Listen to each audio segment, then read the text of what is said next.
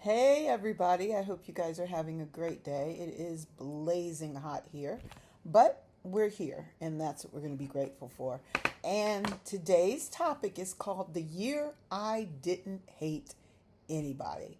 Yeah, I know that sounds strange, but let me tell you, several years ago, our church gathered on New Year's Eve, which we used to do every year. And it was supposed to be a beautiful time of prayer and testimony. You know, the kind of service I'm talking about. Everybody gets up, shares what God has done for them that year. And it's meant to encourage people, inspire them, lift people up, and it usually does. But if we're going to be honest, sometimes it can feel like a little pressure cooker.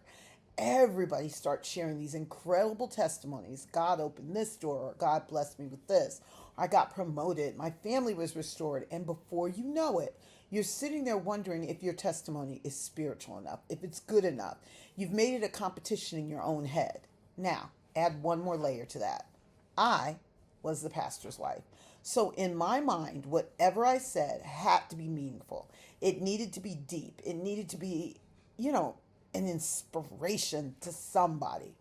The problem was that while everyone expected me to have it together, I was one of the people who was struggling the most.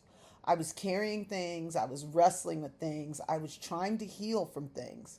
And when my turn came, I stopped trying to sound impressive. I stopped trying to sound spiritual. I simply told the truth. I stood up and said, I made it through a whole year without hating anybody. And when I tell you the room got quiet, real quiet, like you could almost hear people thinking, did she really just say that? Yes. Yes, I did.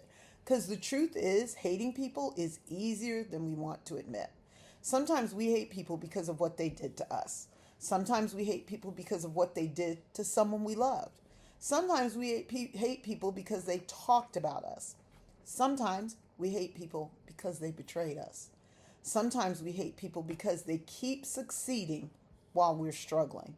Sometimes we hate people because they walk around acting like they're better than everybody else.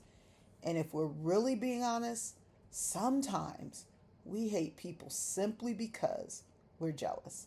Not because they've done anything wrong, just because they have something we wish we had. You see, hate doesn't always show up as rage. Sometimes it shows up as resentment. Sometimes it shows up as bitterness. Sometimes it shows up as wishing someone else would fail. Sometimes it shows up as refusing to celebrate someone else's blessings. The scary thing about hate is that it never hurts the other person first. It hurts us. It's like carrying a suitcase full of rocks everywhere you go. The person you're angry with is living their best life, sleeping peacefully, eating dinner, posting vacation pictures, and you're carrying the weight. And I'm telling you, ladies, it's exhausting. You are burdened. You are reliving the offense over and over again.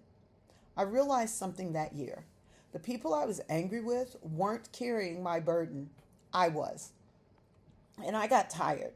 Tired of rehearsing old conversations, tired of replaying old hurts, tired of carrying around offenses that happened years before, tired of giving people free rent inside my head. I finally realized that hate was baggage, and I didn't want to carry it anymore. Now, don't misunderstand me. Forgiveness doesn't mean what they did was okay. It doesn't mean you trust them. It doesn't mean you have to invite them back into your life. Some people need forgiveness from a distance. Some people need boundaries and forgiveness. Some people need prayer and forgiveness, but none of them deserve free space in your spirit. God never intended for us to spend our lives dragging old hurts into every season. Every year, we talk about what we're taking into the new year: new goals, new dreams, new plans. Maybe the better question is, what are you leaving behind? What bitterness are you leaving behind? What resentment are you leaving behind? What old offense are you leaving behind? What name immediately changes your mood when you hear it? Who still has power over your peace?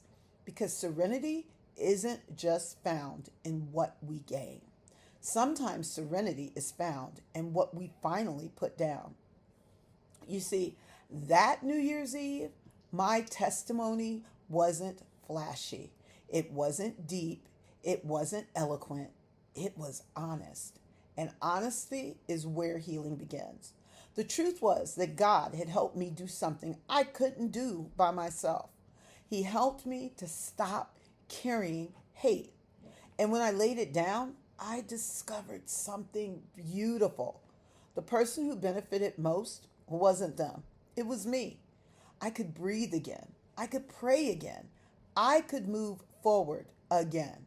I could enter the new year lighter than I had been in a long, long time. And maybe that's your challenge today. Not to get even, not to prove a point, not to wait for an apology that may never come. Maybe your challenge is simply this: put the suitcase down, leave the hate behind, and walk into your next season carrying peace instead. Because serenity begins the moment we stop carrying what God never intended us to. Remember, there's a plan for your life, and peace, your peace, is up to you.